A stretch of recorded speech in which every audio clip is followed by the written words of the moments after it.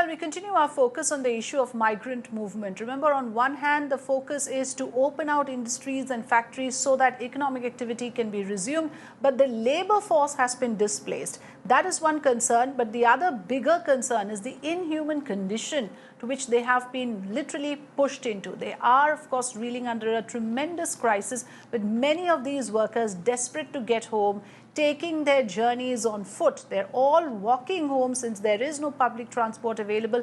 Of course, Shramik trains have started, but not all of these migrant laborers have got access to those trains. There are certain hurdles before they can even get a ticket or get a pass or permit or the required documents to be allowed into that list of people who are taking those Shramik trains. So all those hurdles remain, and they are operating with very little food, with no money and no job. These migrants are presenting many heart-wrenching stories. We are going to bring you some of those reports from various parts of the country. First, let's talk about migrants in Chandigarh that are queuing up in a bus stand.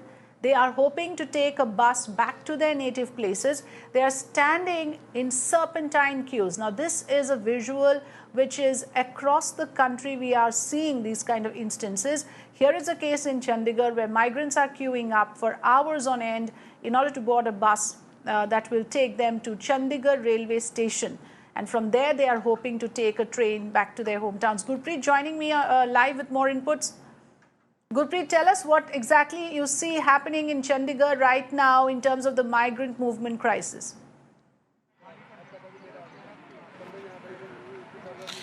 Well, that Chandigarh has a totally different picture, and I'll request my Vijay to show that how the moment is here. We can see a long queue here. The migrant laborers, they are standing since morning, and what we are learning that they are hoping to get a train from here. The Chandigarh administration has made arrangement. This is the spot. This is the sector 43 bus stop, where from here they will go inside, and then there will be a medical screening, and finally they will be brought in the CTU bus to the railway station, and they will be able to get the trains. But they have a long story to tell, that because they have been waiting since morning. They say that even some of them, they say they don't get the tickets, but still, because the announcement has been made, so that's why they had decided to come to the bus stop, and from here they are having a high hope that they will go to the railway station, and finally they will be able to reach the native place. So we have a migrant labor here. So we आप कब के यहाँ पे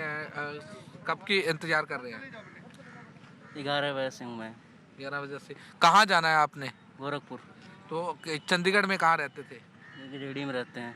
तो prime minister जी कह रहे हैं कि रिलैक्सेशन और दी जाएगी, तो क्या काम नहीं है यहाँ पे, क्यों जाना चाहते हो? काम नहीं है, इसीलिए जा रहे हैं। यहाँ से काम नहीं है, जाना चाहते। और आपके पास टिकट है? टिकट कहाँ है? टिकट मोबाइल में से है। हाँ, तो आपको यहाँ से बस स्टॉप से जाएंगे तो ट्रेन मिल जाएगी? हाँ, मिल जाएगी। So we can see that they are having a lot of hope. So we talk to him another. आप कब के यहाँ पे हैं? 10-11 बजे आए हैं जी। 10-11 बजे यहाँ पर आए हैं, जा रहे हैं गोरखपुर। हाँ जी। तो यहाँ पे क्या काम करते थे? यहाँ फर्नीचर का काम करते हैं, फर्नीचर मार्केट में। तो क्या काम नहीं है लॉकडाउन? काम नहीं है, मालिक जी बोले काम नहीं है, घर जाना तो घर चले जाओ। कब तक हम खर्चा देते रहेंगे, तो इसलिए जा रहे हैं घर। तो आपके पास टिकट है? टिकट नहीं है, यहाँ पर बस स्टैंड से पता लगा कि टिकट मिलेगा, फिर जाएंगे। So we have heard their story, and we have been reporting from here, and since morning we have been seeing that there are a lot of migrant laborers. There are huge crowd is here in front of a sector of 43 bus stop, and where they are having high hope, because as we have already seen that a heavy force have already been deployed here to maintain that social distance. They are also deployed here to take a control of the situation, but at the same time they are also facing a lot of problem, and this is the challenge for them also to maintain that social distance. Because from the live visuals, I'll request my Vijay to show once again that how they are standing in the queue, and since morning they have been trying to get the tickets, and so that they will be able to go to the native place. And even it appears that whether the Chandigarh administration has not been able to convey the message of the Prime Minister, as Prime Minister has already made an announcement in lockdown 4.0 that there will be more relaxation and there will be be more movement of the work Yes. also. But we had a word with them also. They say they say that they want to go back to their native places because they have decided to go back, and moreover there is less work and they are without work for, in the last two lockdowns, and that's why they have decided. But if we can talk about their that how much they have suffered, we can say that they have been waiting in front of the bus stop and they have a high hope to go back to their native places, back to studio. Gurpreet, can you explain to us the profile of these laborers? Where exactly are they working? And if they are going now back to their native towns, how will those businesses then revive? Isn't the Punjab government concerned about that? Because what you are on one hand facilitating, and we do understand the psychological factor of these migrants who are desperate to be home. But then at the same time, there has to be some resolution to this entire problem of in some ways retaining them as well so that business can restart, and on the other hand, of course, give them the kind of comfort and solace that they would be safe and healthy.